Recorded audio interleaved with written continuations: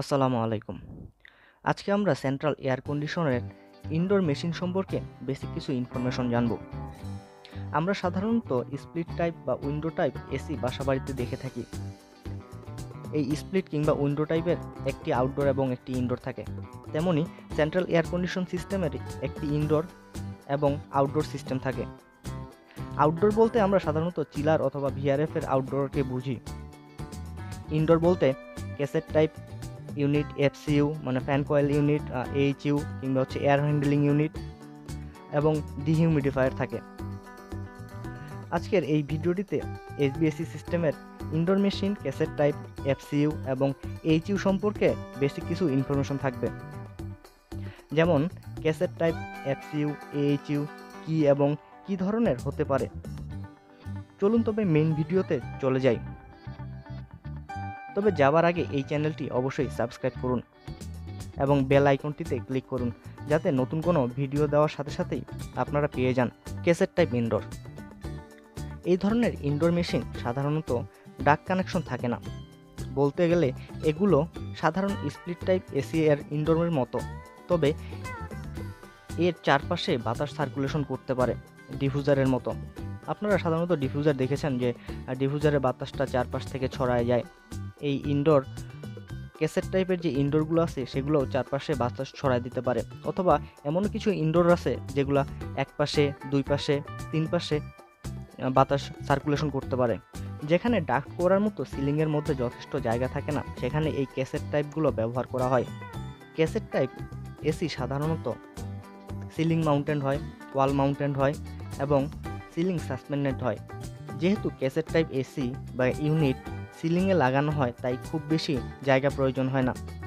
তাছাড়া শোরুমে এগুলো খুব বেশি ব্যবহার করা হয়, যাতে শোরুমের ওয়ালগুলো প্রোডাক্ট রাখার জন্য ব্যবহার করা যায়, কিংবা লিভিং রুমেও এই ধরনের ক্যাসেট টাইপ এসি বেশি ব্যবহার করা হয়, যাতে এই লিভিং রুমের ওয়ালগুলো খুব সুন্দরভাবে ডেকোরেট করা যায়। ক্যাসেট টাইপ ইউনিটের কিছু অ্যাডভান্টেজ জেনে নেই।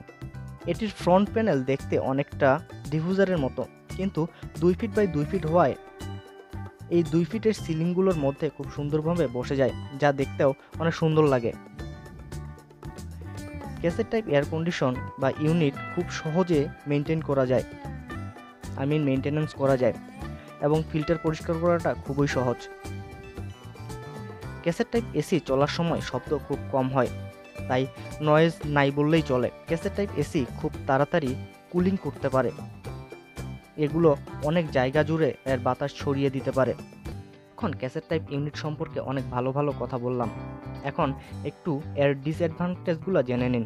Cassette type air condition unit এর দাম একটু বেশি হয় স্প্লিট টাইপ এয়ার কন্ডিশনের থেকে, তবে এফসিইউ বা ফ্যান কয়েল ইউনিট এর থেকে কম হয়। ইনস্টলেশনের জন্য খুব বেশি টাকার খরচ করতে হবে। এই ক্যাসেট টাইপ ইউনিটের বড় দোষ হচ্ছে সহজে রিপেয়ার করা যায় না। একটি ছোট ইউনিটের ভেতরে coil, motor, cooling coil, motor, fan, control circuit থাকার কারণে রিপেয়ার করাটা একটু কষ্টকর।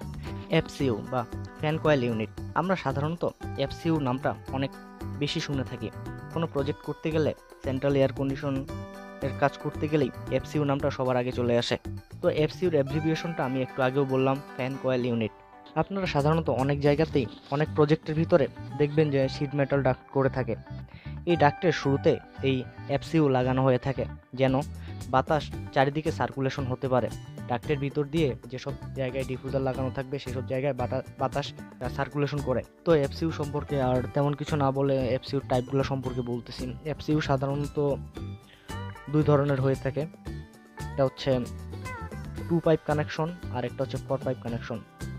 2 পাইপ কানেকশনে যে এফসিইউগুলো আছে সেগুলো আমরা সাধারণত কুলিংয়ের জন্য ব্যবহার করে থাকি, কিন্তু 4 পাইপ যে এফসিইউগুলো আছে সেগুলো আমরা কুলিং এবং হিটিং দুটার ক্ষেত্রে ব্যবহার করে থাকি। আরও 2 ধরনের হয়ে থাকে, duct type, non duct type. আর ইনস্টলেশনের দিক থেকে কয়েক ধরনের হয়ে থাকে, wall mounted, free standing or ceiling mounted. FCU এর যে কুলিং সিস্টেম আছে সেটাকে সাধারণত থার্মোস্ট্যাট এবং বিএমএস সিস্টেম দিয়ে কন্ট্রোল করে। এফসিইউ ইনস্টলেশনের জন্য আইসোলেটর স্প্রিং ব্যবহার করা হয়, আবার রাবার প্যাডও ব্যবহার করা হয়, বা আইসোলেটর ব্যবহার করা হয়। রাবার আইসোলেটর যে বাজারে পাওয়া যায় সেটাও ব্যবহার করা হয়। এটা ডিপেন্ড করে সাধারণত এফসিইউর ওয়েটের উপরে। অথবা ম্যানুফ্যাকচারিং যে ইনস্টলেশন গাইড দেয় সেই গাইডের মধ্যে দেওয়া থাকে। আমি এটার উপরে আরেকটি ভিডিও বানাবো, ইচ্ছা আছে ভিডিও বানানোর, এফসিইউ, এইচইউ, তারপর ক্যাসেট টাইপ ইউনিট ইনস্টলেশন করার যে প্রসেস সেই সম্পর্কে। এই ভিডিওটি দেখার জন্য আমাদের এই চ্যানেলটিকে সাবস্ক্রাইব করুন আর বেল আইকনে ক্লিক করে রাখুন। এফসিইউ সম্পর্কে মোটামুটি সব ধরনের ধারণাই সবার আছে, কারণ যারা ইঞ্জিনিয়ার প্রজেক্ট করছে, সার্ভিস অ্যাসিস্ট্যান্ট ইঞ্জিনিয়ার হোক কিংবা অ্যাসিস্ট্যান্ট ইঞ্জিনিয়ার হোক, তাদের মোটামুটি একটা ধারণা আছে যে এফসিইউ জিনিসটা কি। কিন্তু এইচইউ সম্পর্কে ধারণাটা অনেকেরই নাই। তো চলুন এফসিইউতে সময় নষ্ট না করে মূলত এইচইউটা দেখি, মানে এইচইউর বেসিক কিছু ইনফরমেশন জানি। AHU air handling unit. FCU এর মতোই এইচইউ কোল্ড এয়ার সার্কুলেশনের জন্য ব্যবহার করা হয়। মূলত যেখানে অনেক বেশি সিএফএম এর দরকার এয়ার সার্কুলেশনের জন্য, সেখানে মূলত এই এইচইউগুলোর ব্যবহার করা হয়। সেখানে অবশ্য এই এফসিইউ ব্যবহার করা হয় না। এইচইউ ব্যবহারের আরও অনেক কারণ আছে, যেমন রিটার্ন এয়ার পাশাপাশি ফ্রেশ এয়ারের প্রয়োজন হলে, ডিহিউমিডিফায়ার ব্যবহার করার প্রয়োজন হলে, এরকম কন্ডিশনে এইচইউ ব্যবহার করাটা খুবই প্রয়োজন। এইচইউ আমরা সাধারণত যে এইচইউগুলো দেখি সেগুলা এক ধরনের এইচইউ দেখি, কিন্তু এইচইউ দুইটা টাইপ আছে, একটা হচ্ছে ড্র থ্রো টাইপ আর একটা হচ্ছে blow throw type. Draw through বলতে সাধারণত আমরা যেটা দেখি, আপনি এই পিকচারে দেখলে বুঝতে পারতেছেন মনে হয়, যে এখানে যে সাপ্লাই এয়ারের জন্য যে মোটরটা ব্যবহার করা হয়েছে, যে ফ্যানটা ব্যবহার করেছে, এই ফ্যানের পিছনে হচ্ছে যে কুলিং কয়েলটা আছে সেটা হচ্ছে এই ফ্যানের পিছনে থাকবে। এই ধরনের যদি কোনো এইচইউ থাকে সেটাই হচ্ছে আপনার ড্র থ্রু টাইপ। আর ব্লো থ্রু যেটা আছে সেটা দেখেন এখানে যে আপনার সাপ্লাই এয়ারের জন্য যে মোটর ফ্যানটা আছে, সেই মোটর ফ্যানের সামনে হচ্ছে কয়েলটা সামনে থাকবে, মানে এটাকে হচ্ছে ব্লো করবে। এই ধরনের যদি কোনো এইচইউ আপনারা কখনো দেখেন, সেটা হচ্ছে আপনার ব্লো থ্রু টাইপ এইচইউ। এই এইচইউগুলো বিভিন্নভাবে ইনস্টলেশন করা হয়, বিভিন্ন জায়গায় বিভিন্নভাবে ইনস্টলেশন করে, কোথাও আইসোলেটর প্যাড ব্যবহার করে, কোথাও আবার আইসোলেটর স্প্রিং ব্যবহার করে। আরেকটা কথা বলা হয়নি, এইচইউর আরও দুইটা টাইপ আছে ইনস্টলেশন সিস্টেম অনুযায়ী, সেটা হচ্ছে এটা সিলিং মাউন্টেন আর একটা হচ্ছে ফ্লোর মাউন্টেন।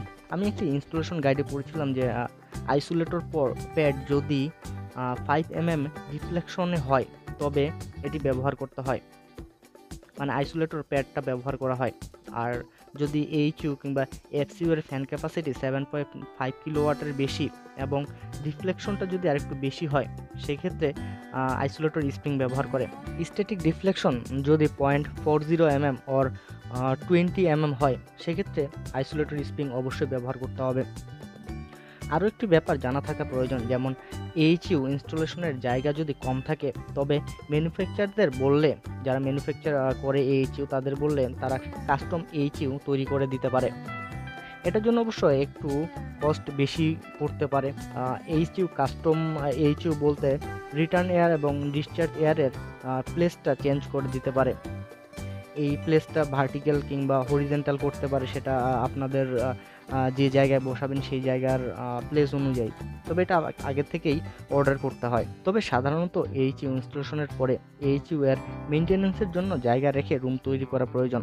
আমি আগেও বলেছি, এইচইউ সাধারণত অনেক বেশি সিএফএম এর এয়ার সার্কুলেশনের জন্য ব্যবহার করা হয়। যদি 13,000 থেকে 14,000 সিএফএম এর বেশি এয়ার সার্কুলেশন করতে হয়, তবে সাপ্লাই এবং রিটার্ন ডাক্টে স্মোক ড্যাম্পার অবশ্যই ব্যবহার করতে হবে।